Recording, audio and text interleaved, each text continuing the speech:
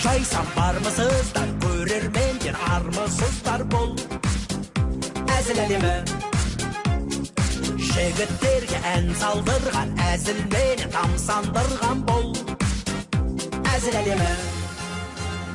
Шаттық сыйлап көңілге әдемі, сіздерменен әзілдің әлемі. Арман Беден, Бақытжан Қайрат, Аманғали, Қанат Ерболат мен әзіл әлемі. Шаттық сыйлап көңілге әдемі, сіздерменен әзілдің әлемі. Арман Беден, Бақытжан Қайрат, Аманғали, Қанат Ерболат мен әзіл әлемі.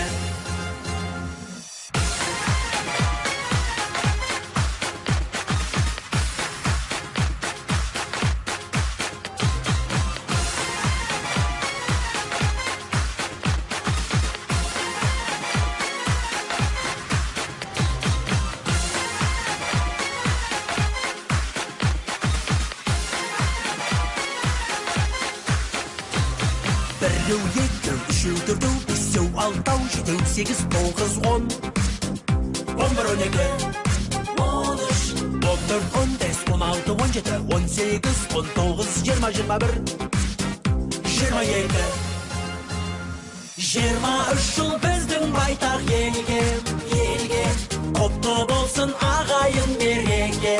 Құтты болсын шайна шайна байтақ елім, қазақ деген жайсан елім бұл мәңгілік елі. Шайна шайна байтақ елім, қазақ деген жайсан елім бұл мәңгілік елі. Шаттық сыйлап көңілге әдемі, сіздерменен әзілдің әлемі. Арман Беден, Бақытжан Қайрат, Аманғали, Қанат Ерболат мен әзіл әлемі. Арман Беден, Бақытжан Қайрат, Аманғали, Қанат Ерболат мен әзіл әлемі.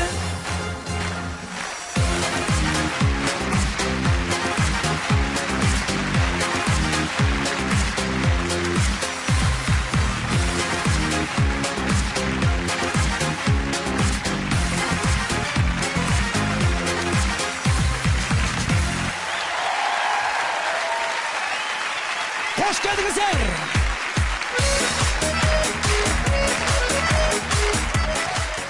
Мен өзім ойлаймын, бұрын өміріміз тек күтумен өткен екен ғой. Қай зат алатын болсақ, бір жаққа баратын болсақ, өмір тек күтумен боламыз. Мысалы, қазір бір телевизор алатын болсаң, дүкеннен барып, ана телевизорды аласың, оны қорапқа салып, оны қосып, кішкене бір 15 минут уақытта соның өзіне шыдай алмаймыз да.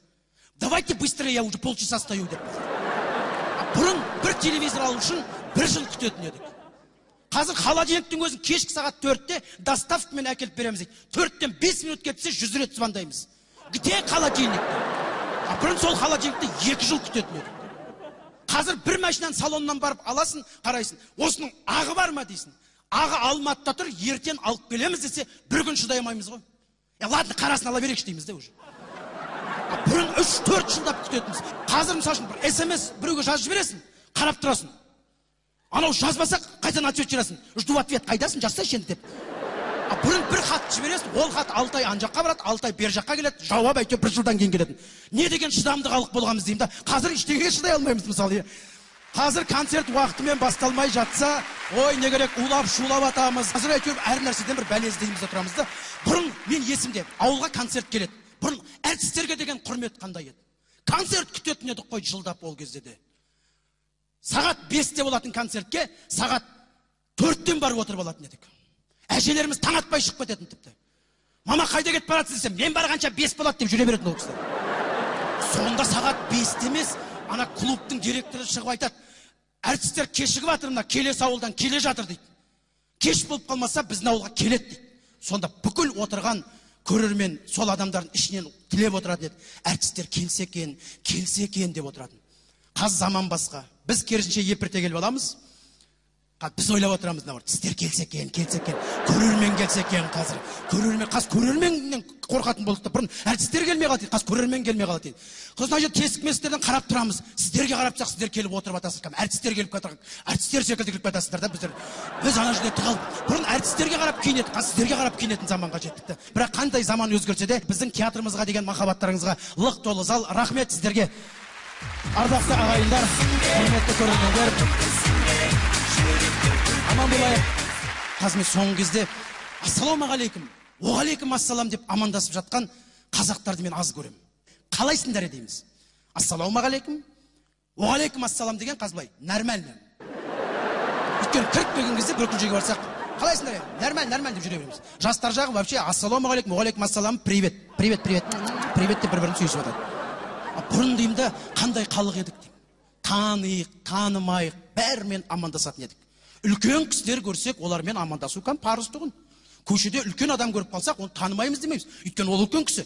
Көшеде өтіп жатады, атамыз жаңағы деп, қасынан велосипедпен зыр етіп өтіп кетесің. Ассалаумағалейкум деп. Ана кісі енді уағалейкум ассалам деп айту керек қой. Пока бит бұрылғанша сен жоқсың уже. Ана кісі тұрады, жымба перімен не мынау өз деп жатыр. Тағы бір жата ассалаумағалейкум деп кетті. Ана кісі араша ол жоқ тағы.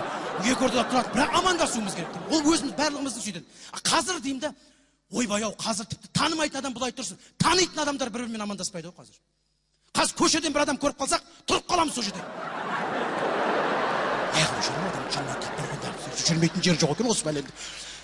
Бір жерде базарда сауда істеп жатсақ, анау өтіп баратса, сонымен бірге бұрыламыз. Көрмесе екен дейміз да бүйтіп жаңа. Анау сені көріп қалып, қалай жақсы ба деп өтірік амандасып жатамыз да жаңа. Жасанды түрде. Өйткені қазір екіге бөлінді да. Керек адам, керек емес адам деген. Керек емес адам деген өз сондай ақшасы аздау туысқаның, жұмысқа орналаспай қалған кластасың, кеше бұрыннан бері жатырған жаңағы бір достарың, ол керек емес өйткені саған. Керек адам деген жағдайы бар, жұмысы бар, жұмысқа орналасқан. Ол адамдарды керек адамды. Анандай жерден келатса күтіп тұрасың, құшағың жайып. Ол сені көрмей кетіп баратса, алдынан шығасың. Өйткені керек та ол саған. Біліп тұрсың, керек адам ғой өйткені. Ал керек емес, өмірден өтесің ба? Ана керек деп жүргенің біреу келмейді. Сол керек емес адамдарың деп жүргенің сен жерлейтін. Бауырларымыз әрқашан құрметтеп жүрейік. Бауырларымыз әрқашан сыйлап жүрейік.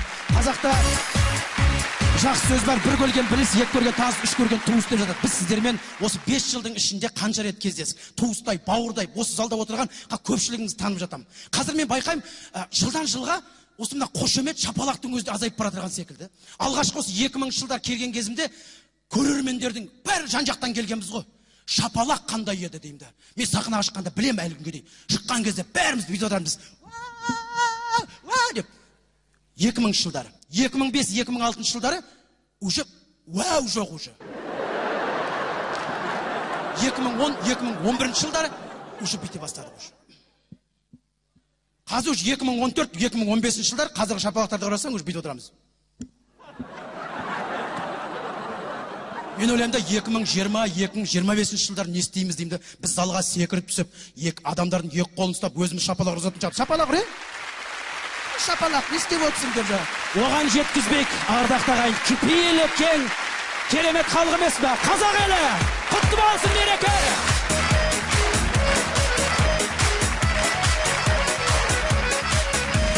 Мына қазақта айтады, ат кісінескенше, адам сөйлескенше дейді, осы залға отырғанда қасындағы адамдармен амандасасыздар ма? Амандаспаймыз ғой өйткені көбіне.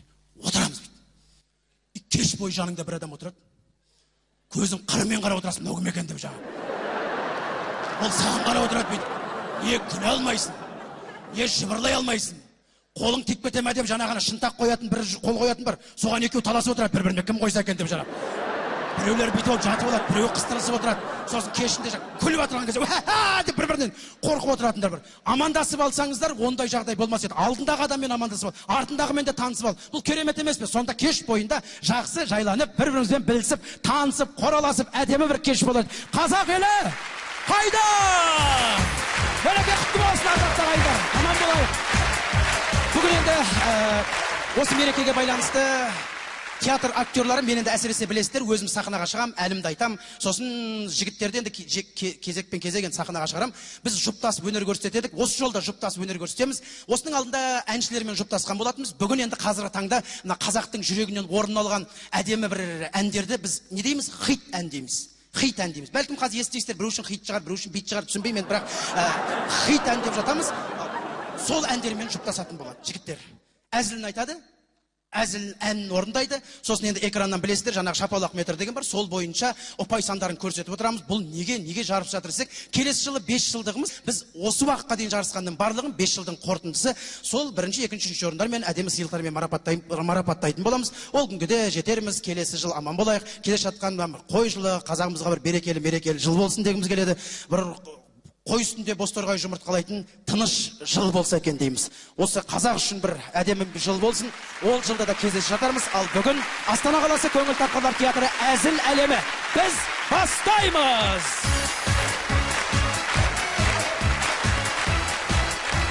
Бүгін 6 жұп өнер көрсететін болады.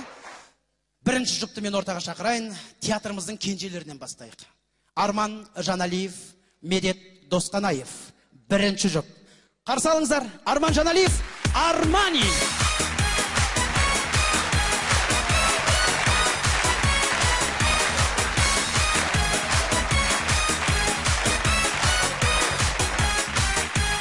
Қайырлы кеш, Астана, қалайсыздар, Астана!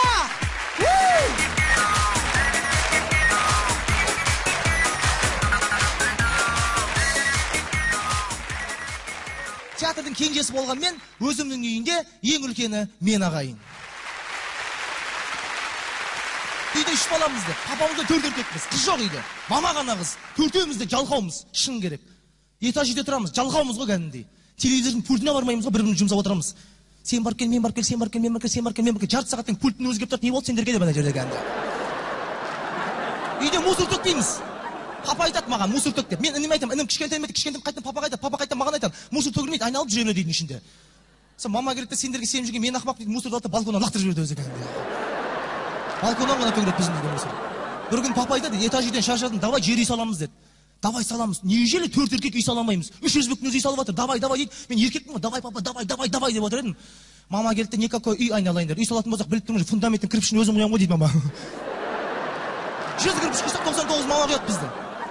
Бәріміз мамаға сеніп қалғанбыз ғой енді. Енді мама айтты, мен шаршадым айналайындар. 3 балам, біреуің үйлендіңдер, қолым ұзарсын деді. Келін түсірейік деді. Мен 18 жасар інім бар. Сол үйлендім деді. Сөйтсем 18 жаста переходной возрастта кішкентай балалар қуады екен ғой, сіздер білесіздер ма? Қызығып жүреді екен олар. 18 жасар ба, әр нәрсеге қызығып жүреді. Сөйтсем досы үйленіпті ғой. Ауылда тұрады досы. Қаланың қызынан қашып кеткен ғой. Қаланың қыздарын білесіздер ғой, демаламай жүреді қыздар. Бүйтіп норка шуба киіп алып, бүйтіп өзенше болып жүреді кәдімгі. Қарындасымен таныс болдым десе, идиот суда деген. Қалада демаламай жүреді қыздар, ауылға келін қылып түсірген ғой. Ана қыз қорадан бірақ шыққан ғой. Қораның ішіне кіріп натуре демаламай қапты ана қыз кәдімгі.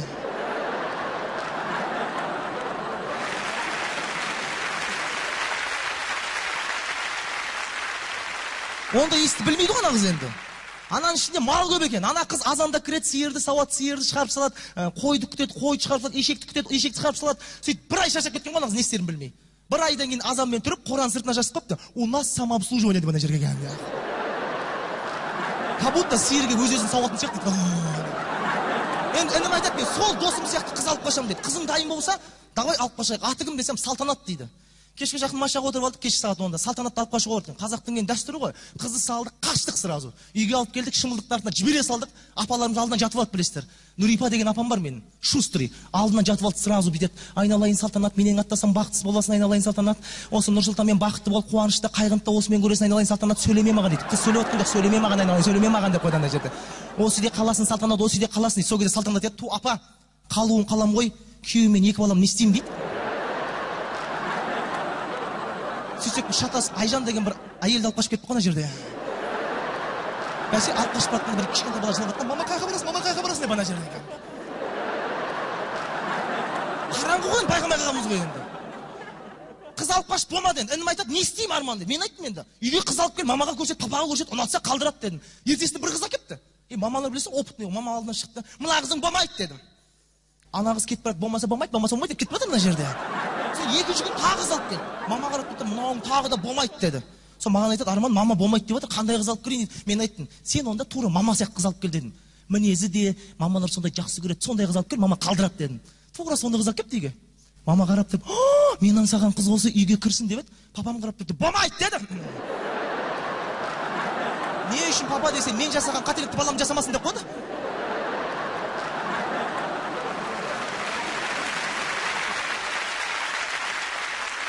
Папаға ұнамайды, мамаға ұнамайды. Біз не істейміз енді? Онда мама ақылды ғой бізде. Мама енді мамалар жақсы болады. Мамам айтады, онда кастинг жасаймыз деді.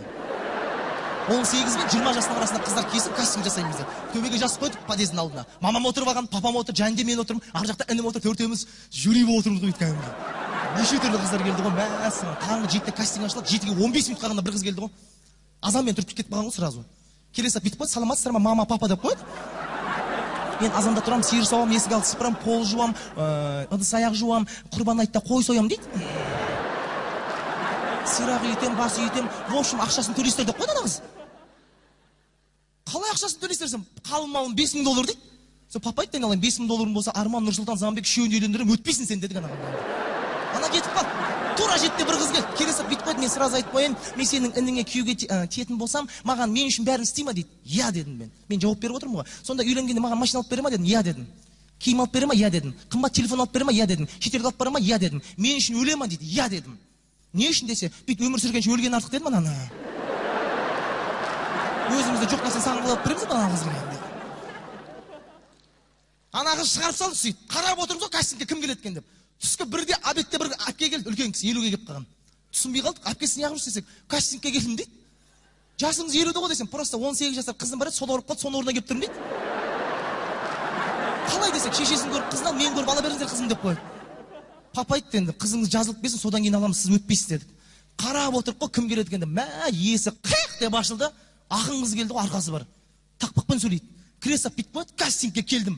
Аузымда сағыз, кастингтен өтпесем, інің сенің сәбіз деп қойды. Қармыз не айтып тұрсыз деді сізге. Сөйтсем, келін болуға келдім мен, атым менің Айгүл, келін қылып алмасаң, інің сенің Маймыл деп қойды. Маймыл не дедім қарындас? Шындықты бетке баспаңыз деді анаған кәмде. Маймыл болғаннан кейін кастинг жасап отыр ғой деді анаған кәмде. Інім ренжейді, інімің отырсам да, сіз өтпейсіз деді. Кетіп барып бүйтіп қойды, кастингтен өтпедім, подружкаларым күлсін, сенің інің үйленбей 40-қа дейін жүрсін деп кетіп жатыр ана жерде. Әрең құтылдық ана қыздан. Кастинг 8-де жабылады кешкі. 8-ге 5 минут қалғанда бір қыз келді ғой, тұр десе тұры бар, әдемі қыз екен, иманды қыз екен, мамаға да, папаға да бәріне ұнады. Інім вообще жағы айналып кеткен, осы қыз деп отыр ана жерде. Сен кастингтен өттік деді, ерте сағат 12-де құда түсіп барамыз, телефонды қалдырып кетті, телефон алып қалғанбыз ғой. Ана қыз үйіне шыққан, ура, кастингтен өттім деп қуанып кеткен ғой. Басқа бір қашып кеткен ғой ана қызды, бірген. Бізге бұйырмады енді ана қыз. Мамасы звондап тұр, Арман сен болашақ қайнағасы болып, інің болашақ күйеу болып, қызымды алып келіңдер. Танымайтын жерге кетті. Қайға кетті? Алып келіңдер деп қойды. Енді інім мен 18 жасар інім айттым, жүр, қызыңды алып қайда деп. Машинаға отырдық, мен айттым саған, ақша жоқ дедім. Таксисті лақтырамыз, төлемей дедім. Мен алдаймын, қашамыз сразу дедім. Екеуміз отырдық, келетін жерге келдік, машинаның тұсында қаштым мен. 1 километр қашып кеттім ана жерге. Артыма қарасам, інім жүгіріп келді, қаш Арман, қаш деп. Қолымнан ұстадым, молодец, бірінші рет бір жақсы тірлік жасадың ғой. Таксиді күшті лақтырып кеттіге десем, айтпа дейді. Төледің ба десем, я дейді. Сонда не, төлеп 1 километр қашып кетіміз дедім анаған кәмде. Вообще есі дұрыс емес менің үшін негізі. Сосын ана үйге келдік енді, Назгүл деген қыз ғой, алып қашып кеткен. 3 этаж үйге келген ғой, үлкен үй кәмде. Үлкен емес, үлкен үй кәмде. Анда үйді мен телевизордан ғана көрдім, ана үйдің ішінде 25 бөлме бар. Біреу тығылып қалса, ана бармысың бауырын арен табасың ана үйден. Есікті ашып қалсам, есік алды ит жатыр, табақтай кәмде, семіріп кеткен ит. Ана ит күнде қазғарта жейді екен. Ана итке қарап мен күнде педигри жейін сияқты мына жерде. Ит үрмейді бүйтетін сияқты, брат өте бер дейтін сияқты ана ит. Жәннен өтіп кеттім, сөйтсем қыз тұр 3-ші этажда. Арман аға, неғып келдіңіз, Нұрсұлтан неғып келдіңіз, мен осы үйде қалам дейді. Қалай қаласың сен, біздің болашақ келін, қайттық десем, қалай қайтам мен? Атамның айлығы $30,000, енемнің айлығы $40,000, астында джип Анталияға барамыз, үстінде турецкий киім, құлағымда бриллиантовый сырға, алтын, осы үйде қалам дейді. Қалсаң қал, бақытты бол деп кетіп баратсам, інім жылап тұр жанымда. Сен неғып жылап тұрсың десем, менің де қалғым келіп кетті деп қойды ана жерде. Қыз болса мен де қалатын едім үйде дедім мен. Інімді әрең алып кеттім. Құда түсіп, қыз бұйырмады. Алып қаштық бұйырмады, кастинг жасадық бұйырмады. Қазақта жақсы сөз бар, бұйырған кетпейді, қуған жетпейді деді. Менің інім 18 жасында үйленем деді, үйлене алмады. 19 жасында Айда деген қызды кездестіріп, 3 жыл бірге жүріп, бір-бірін жақсы көріп, жақында ғана беташар жасап, келін түсірдік ағайын. Мен қайнаға болдым. Үйде қазір 2 қыз 4 еркек. Ештеңе өзгерген жоқса, 4-еуіміз жалқаумыз, мама мен келін істейді де бәрін.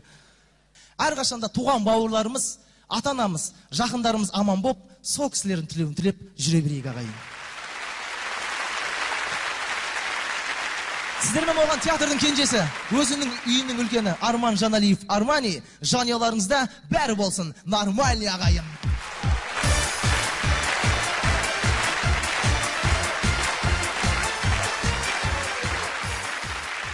Енді ортаға мен өзім досым шақырайын, театрымыздың керемет актері, түр десе түрі бар, бой десе бойы бар, үйінде өтігі холодильнигі бар, өте керемет жігіт. Медет Досқанаев, қарсы алыңыздар!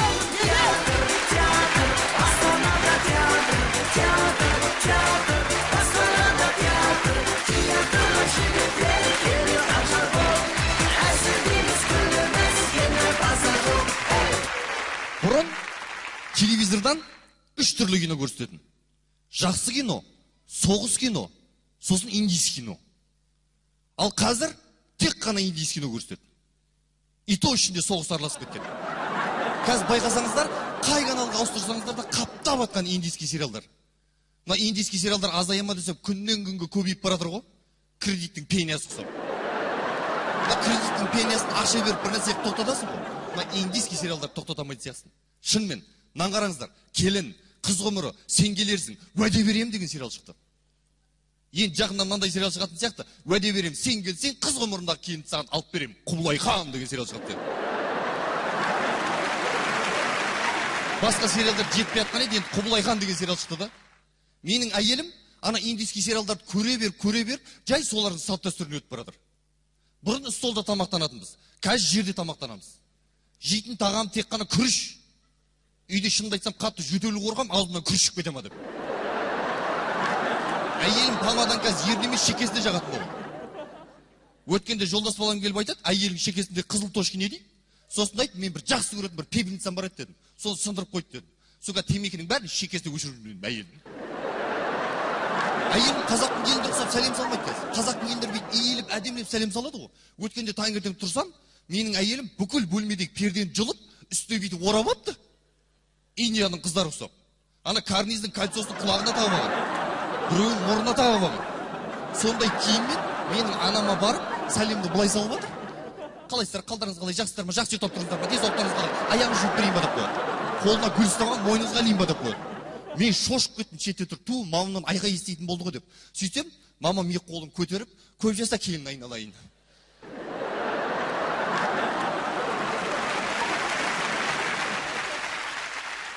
Кәләнейдің жасын берсін саған дейді. Мен өзім әйелімді келін деген сериалда зорға шығарып алғам. Жаным, көрмақ қой сол сериалды, көрмақ қой, соңында Аманти бақытты болады шифпен деп. Зорға шығарып алған, сен келерсің деген сериал кіріп кетті ғой. Сен келерсің шығарғаным, уәде берем деген сериал кіріп кетті. Уәде беремде шығарғаным, Құбылай хан деген сериал кіріп кетті.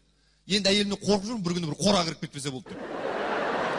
Тағы да бір жының келетін, әр үндінің сериалына бір қазақ жұлдызының әнін қойып қойыпты да. Сен келерсің деген сериалға Музарттың әнін қойып қойыпты. Телевизор көріп отырсаң, деген жазу шығады, сен келерсің деген. Музарттың әні кетеді артынан. Сен келерсің бір күні, маған қымбат сый қылып дейді, қайт деп кетіп қалады. Түсінбей қаласың. Уәде берем деген сериал шықты. 3 сағат болады. 3 сағат үйде әйеліңді таппай қаласың.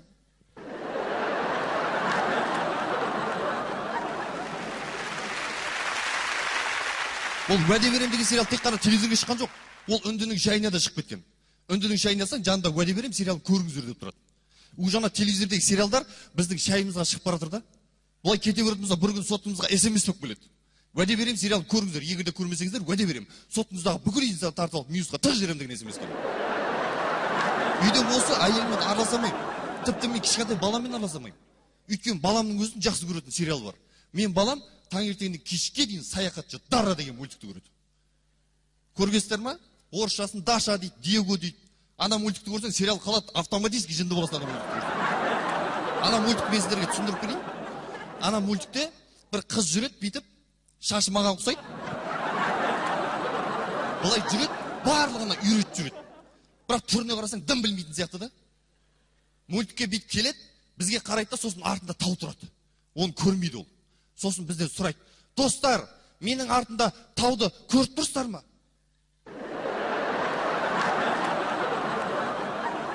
Бәріміз көріп тұрмыз. Менің артымда тауды көріп тұрсыздар ма? Бәріміз көріп тұрмыз демесең, балаңнан таяқ жейсің кәдімгідей. Сосын бір маймыл жүреді, оның атын Боти дейді. Ол секіріп өзімен өзі қуып жүреді. Білмеймін не үшін жүрген. Сосын бір түлкі жүреді, оның атын Алаяқ дейді. Өзімен өзі алдырақ жағалас сөйтіп жүреді. Ана мультикті көрсең, кәдімгідей айтып жатырмын ғой, өзімен өзі біртүрлі болып кете бересің.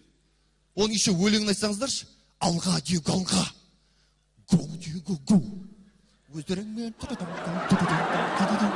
алға дек алға деген өлеңді естігенде балам, далада жүрма, горшокта отырма, ұйықтап жатырма, қызықтырмайды. Жүгіріп келіп телевизордың алдына отырады, бітті. Сосын ана мультиктегі қыз не істе десе соны істеп отырады. Оң қолын көтер десе сол қолын көтереді, сол қолын көтер десе оң қолын көтеріп шатаса отырады телевизордың алдына. Бір ретте сол балам мультикті көріп жатқанда жай қасына барып, осы балам қалай көреді екен деп қасына барсам, маған бүйтеді балам: папа, сіз білесіз ба, осы саяхатшы дарадағы дараға ұқсайсыз дейді маған. Неге десем, сіздің шашыңыз бен көзіңіз ұқсайды. Дұрыс дедім. Сен кімсің десем, мен Ботимын дейді. Дұрыс дедім. Мамаң кім десем, мамам Алаяқ дейді. Неге десем, үнемі сіздің ақшаңызды алып қоя береді ғой дейді. Оны әйелім естіп қалды, шеттен: сен бала не деп тұрсың деп, енді ұрайын деп келатқан еді. Балам резко бұрылып: Алаяқ кет! Алаяқ кет! Алаяқ кет дейді. Әйелім шеттен бүйтіп қарап тұрды да: қырсығай деп кетіп қалды. Мен баламнан кейін кішкентай қызым бар. Сол үшеуміз өткенде паркке шықтық, үшеуін бүйтіп ойнатып жүрсем, андай жерде қызым құлап қалды. Сосын айтты: мен ана қарындасым құлап қалды, тұрғызып жібер десем, маған қарап тұр бүйтіп балам: тұрғызып жібер ана қарындасым.